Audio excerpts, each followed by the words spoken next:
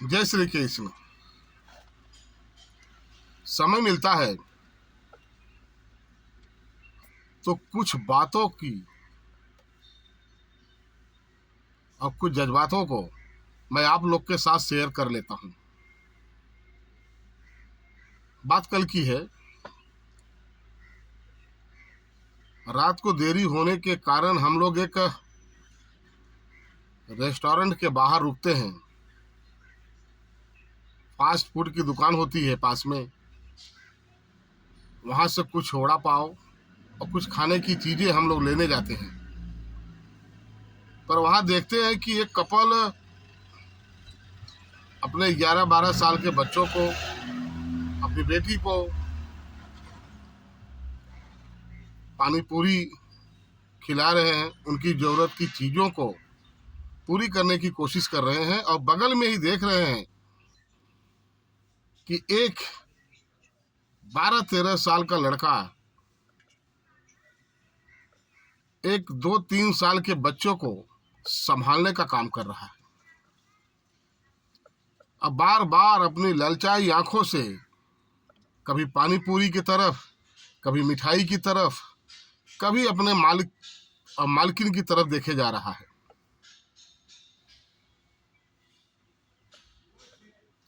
कुछ ही देर में हम देखते हैं, सुनते हैं कि ये छोटू देख, बाबू ने गीला कर दिया है, तेरा ध्यान कहाँ है? ध्यान नहीं है क्या?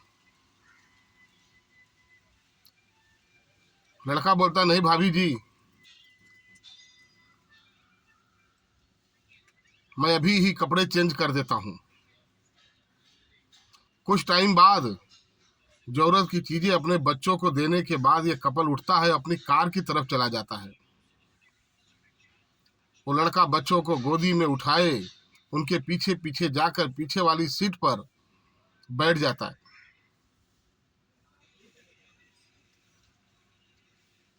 बड़ा दुख होता है ना जब हम ऐसा दृश्य समाज में देखते हैं। कागज के चंद टुकड़ों पर घमंड करने वाले ऐसे लोगों को शायद ये नहीं पता है कि जो ये छोटू होते हैं ना, रामू होते हैं ना, ये बच्चे भी अपने घर के मालिक होते हैं। पर इंसान के बनाए सबसे बुरी चीज इन कागज के टुकड़ों के कारण अंधे हुए कुछ लोगों को ये बात समझ में नहीं आती कि अगर जिम्मेदारियां नहीं होती, घर की मजबूरियां नहीं होती, तो ये 12-13 साल का बच्चा भी अपनी माँ का लाडला ही है। तुम तो ढंग से अपने बच्चों को भी नहीं संभाल पा रहे हो। उन्हें भी संभालने के लिए तुम्हें नौकर की जरूरत पड़ती है। तुम अपने हाथ से बनाया खाना भी नहीं खा पाते हो, उसके लिए तुम्हें काम करने वाले चाहिए। शुक्र है कि थोड़ी शर्म बची है, वरना रोज सुबह बरस के अलावा भी तुमको आदमी की जरूरत पड़ती है। मैं ये नहीं कहता कि सारे लोग ही गलत हैं, पर इस कलयुग के मतलब युग में 99% लोग ऐसी ही सोच रखते हैं।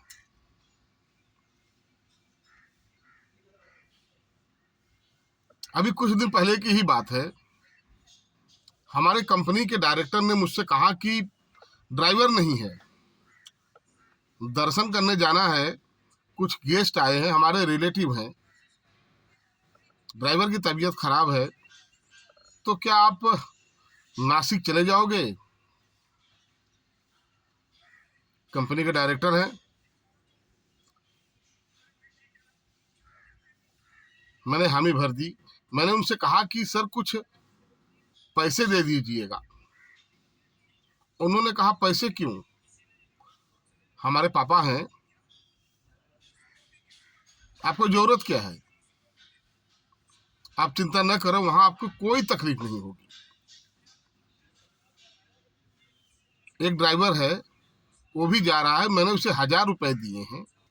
एक काम करो, 1000 रुपये मैं आपको देता हूँ।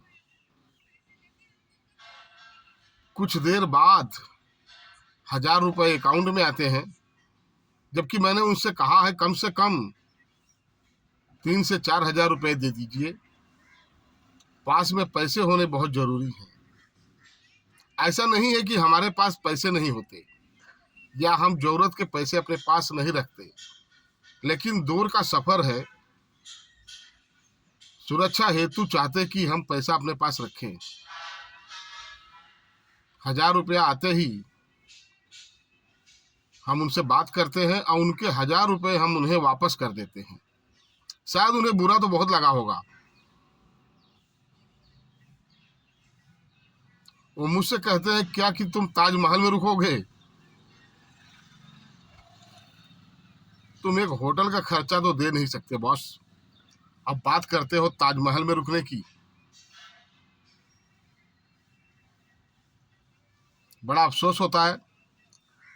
सुबह 7 बजे उनके घर पे हम पहुंचते हैं, चाय और नाश्ता आता है। उनका ड्राइवर कहता है कि भैया चाय और नाश्ता कर लेते हैं, पर अंतर की आत्मा रोकती है कि जहां हमने इतने वर्ष दिए, वो आदमी काम के लिए हजारों रुपया देता है, पर जरूरत के लिए 1000 रुपया, और उस 1000 रुपये के लिए कहता है तुम जिद मत करो, हमारे लोग हैं ना। ये गर्व है। मैं चाय नहीं पीता हूँ, सुबह मैं नाश्ता नहीं करता हूँ, ऐसा कह बातों को टाल देता हूँ। उनके पिताजी आते हैं, उन्हें काफ़ी बुरा लगता है। हम नासिक को जाते हैं, त्र्यंबकेश्वर भगवान के दर्शन करते हैं। सुबह से शाम हो जाती है, पर खाने पीने का कोई जिक्र नहीं, कुछ नाम नहीं। ये लोग रुकते हैं, खाना खाते हैं, पानी पीते हैं। फिर मैंने ड्राइवर से कहा कि भाई साहब आप कहीं रोकिए, अब आप खाना खा लीजिए। हम लोग जाकर भोजन करते हैं, लंच करते हैं। शाम होती है, एक आलीशान विला इनके लिए बुक होता है। हम वहाँ पर जाते हैं, सारा सामान गाड़ियों में से उतार दिया जाता है। जाने के बाद आधा घंटा उनका वेट किया जाता है कि शायद हमारे रहने की कुछ व्यवस्था की हो जाए। जब आधे घंटे बाद कोई रिप्लाई नहीं आता है, तो मैं इनोवा कार स्टार्ट करता हूँ, ड्राइवर साहब को बैठाता हूँ और जाकर एक होटल लेता हूँ, जिसका किराया होता है 1400 रुपया पर डे। अब बिला है, आसपास की एरिया है, खाना महंगा होता है, उन्हें बता दिया जाता है कि खाना महंगा है। सुबह आते हैं, फिर हम लोग निकल पड़ते हैं नासिक,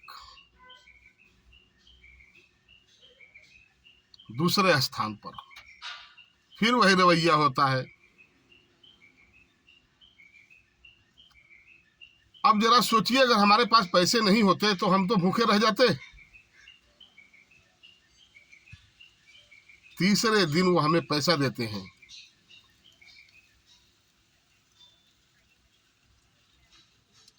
पर कोई बात नहीं, समझ में आता है कि इतने वर्ष हमने एक गलत इंसान के साथ काम किया। कंस्ट्रक्शन जगत में उनका बड़ा नाम है, पर दिल छोटा है। वहां पे मैंने अनुभव किया कि जितने लोग भी आ रहे हैं अपने ड्राइवर को कह रहे हैं कि तुम गाड़ी में सो जाओ या यहीं कहीं एडजस्ट कर लो। मजबूरी में बेचारे वैसा कर भी रहे हैं। बहुत कम लोग ऐसे हैं जो ये कहते हैं कि तुम खाना खा लो। अभी दीपावली के दिन ही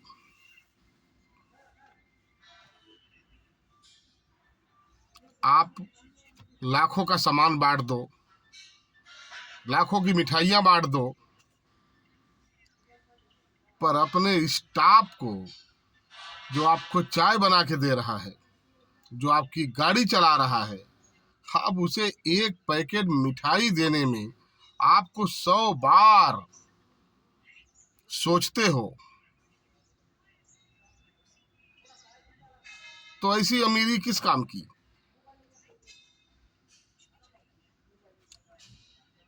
या ऐसे पैसों का हिसाब किताब किस काम का भाई? आप दुनिया के सबसे तुच्छ, गिरे हुए, घटिया शख्स हो। पैसे से कोई अमीर नहीं बनता। आपका दिल अगर इंसानियत को नहीं मानता तो आप जानवर से भी बेकार हैं। ये आपके ऑफिस में काम करने वाले प्यून जिसे कहते हो, उनका एक नाम होता है। ड्राइवर जिसे कहते हो, उसका नाम होता है। वो आपकी जिंदगी को लेकर चलता है। आपके यहाँ काम करने वाले जो एम्प्लॉय होते हैं, अगर आप उन्हें घर का सदस्य मान के रखोगे तो यकीन मानिए आपके कर्म तो सुधरेंगे ही। आप कभी नुकसान नहीं उठा पाओगे। याद रखना, ईश्वर भले माफ कर दे, पर कर्म कर्म आपको कभी माफ नहीं करेगा। और जब कर्म अपनी लाठी मारेगा ना, तो ये पैसे भी काम में नहीं आएंगे।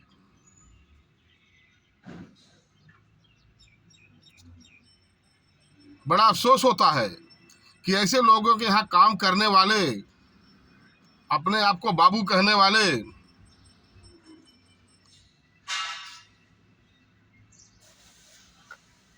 जिन्हें हम ऑफिसर कहते हैं, सर साहब, सर तो शब्द ही गलत है, मैडम तो शब्द ही गलत है। कभी जाके गूगल पर सर्च करो, तुम्हारी औकात तुम्हें समझ में आएगी।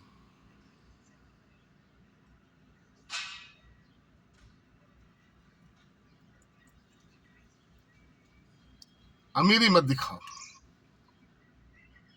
क्योंकि शमशान भूमि में जब जाओगे ना तो समझ में आ जाएगा, वहां पे सब बराबर हैं।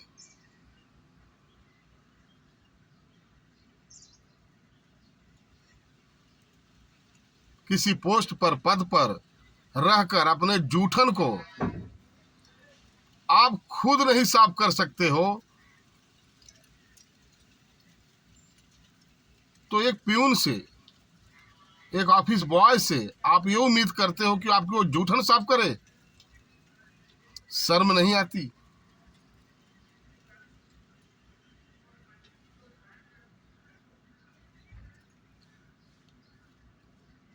बाबूजी, भैया जी,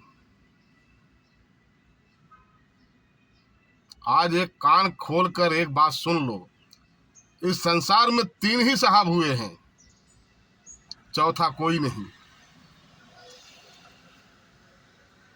डॉक्टर साहब, मास्टर साहब और ड्राइवर साहब।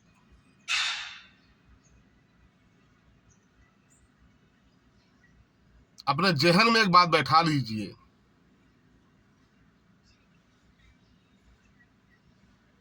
कि पहले एक अच्छा इंसान बनिए, फिर आप अमीर बनिए। पैसा तो कोई भी कमा लेता है बंधु, लेकिन इंसानियत और मानवता कोई कोई कमाता है। ऐसा नहीं कि ये घटना मेरे साथ हुई है। मैंने कहा ना कि 99% लोग गलत होते हैं।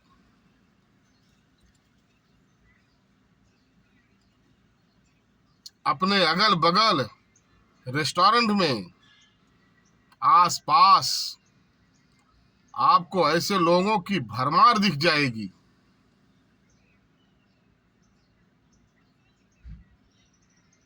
होटल में 100 रुपया टिप दे देंगे, पर मंदिर के बाहर भिखारी को देने के लिए अपने जेब को टटोलने वाले अमीर जादों, इंसान बन जाओ। ये जरूरतें हैं, जिम्मेदारियां हैं कि तुम अपने यहाँ काम करने वालों को कभी मोटी बुद्धि, कभी बेवकूफ, कभी फायर होते हो।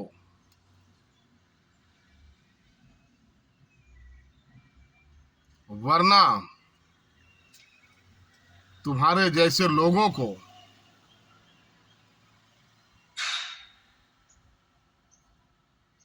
कुत्ता भी तुम्हारे दरवाजे पर न आए।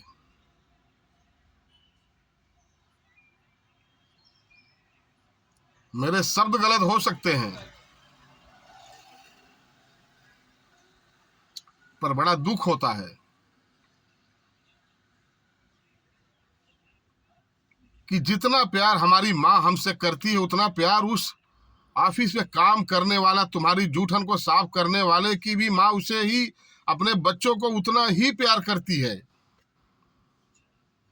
रोड पर मजबूरी में सोने वाला भी अपने बच्चों को उतना ही प्यार करता है।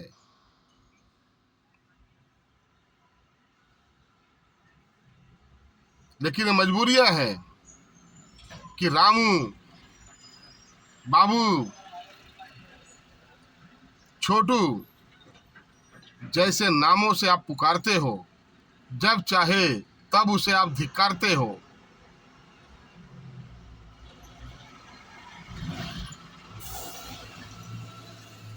हो सके तो अपने अंदर की आत्मा को झकझोरिए, देखो कहीं इंसानियत जिंदा है तो इंसान बनिए।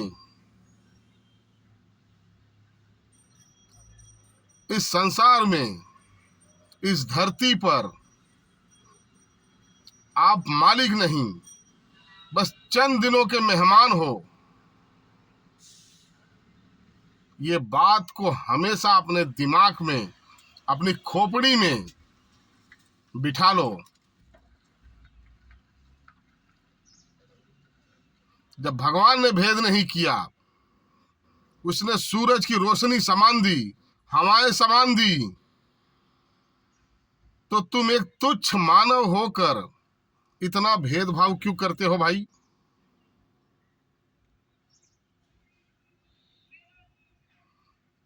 मैं ये नहीं कहता कि गलतियों पर आप डांटो मत, गलतियों पर समझाओ मत, लेकिन किसी की आत्मा को तकलीफ मत पहुंचाओ, वरना अर्श से फर्श पर आते देर नहीं लगेगी। एक बार फिर कहता हूं कि ईश्वर भले माफ कर दे, पर कर्म कर्म आपको कभी माफ नहीं करेगा। ये कर्म का जो चक्कर है ना, वो किसी को नहीं छोड़ता। याद रहे, ध्यान रहे। जय श्री कृष्ण।